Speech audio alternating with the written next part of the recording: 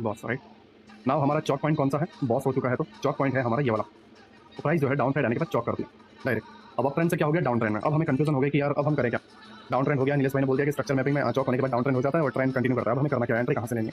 देखो, चॉक होने के बाद बिल्कुल बिल्कुल एक डाउन ट्रेंड कंटिन्यू करेगा और सारे ट्रेंड इस तरीके से डाउन ही जाएंगे, राइट।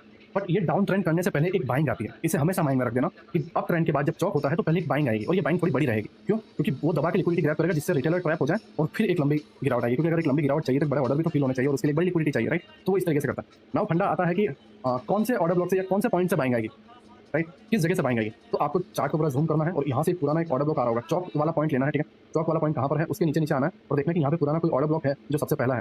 अगर आप नोटिस करोगे कि सबसे पहला वाला ऑर्डर ब्लॉक यहाँ कहीं पे है, प्राइस उसी को टैप करेगा और आपको बाइंग देखने को मिलेगी। और यहाँ पर आपको चॉक विद चॉक वाली एंट्री आपको लेना है। पहले पॉइंट को चॉक बोलना और नीचे एफजी ऑर्डर ब्लॉक को टैप करके साइड जाएगा और आप इस तरीके से इस बाइंग को पकड़ पाओगे, ठीक है।